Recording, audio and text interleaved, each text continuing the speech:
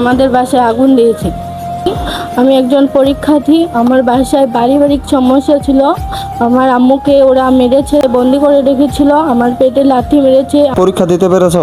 আমি পরীক্ষা ভালোভাবে দিতে পারিনি, আমাকে ফায়ার সার্ভিসের লোকগুলো বাইর করেছে, তখন আমাকে পরীক্ষা দিতে বলি। ফায়ার সার্ভিস বলতে তোমার বাসায় কি আগুন দিয়েছে তারা? হ্যাঁ, আমাদের বাসায় আগুন দিয়েছে।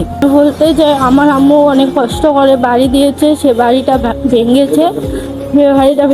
আমি একজন পরীক্ষার্থী, আমার রেজাল্ট ভালো না হলে এই দায় ভাইকে নেবে। আমি পরীক্ষা আজকে ভালো দিতে পারিনি, আজকে আমার অনেক মাথা ঘুরতেছিল। আমি পড়ালেখা কিছু করিনি, ভালোভাবে পরীক্ষাও দিতে পারিনি, আমার বইগুলো ছিল না, তাই জন্য আমি ভালোভাবে পরীক্ষা দিতে পারিনি।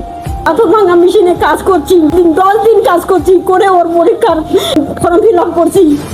এখন একটা সেট কাপড় কিনে দিতে পারি না। সুস্থ বিচার চাই। গ্রামবাসী বা প্রতিবেশী বা এলাকাবাসী সবার হাতে আমি হাত জোর করে বলতেছি, আমি ওটার বিচার চাই। আমি বাচ্চা নিয়ে এখানে কোথায় ঘুরে বেড়াবো? আমার ঘরে সব কিছু আমি শিখিয়েছিলাম, কষ্ট করে পরিশ্রম করে সব কিছু বাইর করে নিয়ে চলে গেছে। এখন আমার বাসায় একটা সুতা পরিমাণও নাই। আমার সামনে বাড়ি বাইর করে দিতেছি, তখন আমার বাচ্চাটি কিভাবে পার হয়ে গেল দেখতে পাচ্ছি কিনা। ওকে মারাদাঙ্গা করতেছে, তার পাশে আমি, তার পাশে আমি যাইতেছি, তখন আমাকে দূরপিট করছে, খুব খুব ডাঙ্গাডাঙ্গি করছে। শালম, তমদুলা বা আকবর, এই 3টা মানুষ পিটাপিটি করছে বাবা। এমন পিটাপিটি করছে, এই রুমে ঢুকছে, খাটের তলায় নুকাইছে। তখন ওই যে ফায়ার সার্ভিসের পুলিশগুলা তখন বাইর করে নিয়ে ওকে গাড়ি তুলে দিয়েছে পরীক্ষা দিতে যাওয়ার জন্য।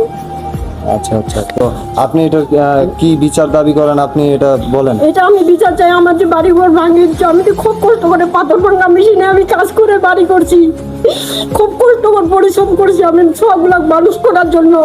সে আমার বাড়ি ভাঙচুর করে শেষ করে দিয়েছে। শেষ কথাটাও নাই, আমার বাচ্চাটাতে কাপড় পরে যাবে, পরীক্ষা দিতে শেষ কাপড়টাও নাই, সব কাপড় নিয়ে চলে যায়। আমার বাচ্চাটাকে মানসিক কাপড় পরে বাসা থেকে মানসিক কাপড় নিয়ে পরীক্ষা দিতে গেছে। আজকে আমার বাচ্চাটা কান্দে কান্দে শেষ হয়ে গেছে, পরীক্ষা ভালো করতে পারে নাই।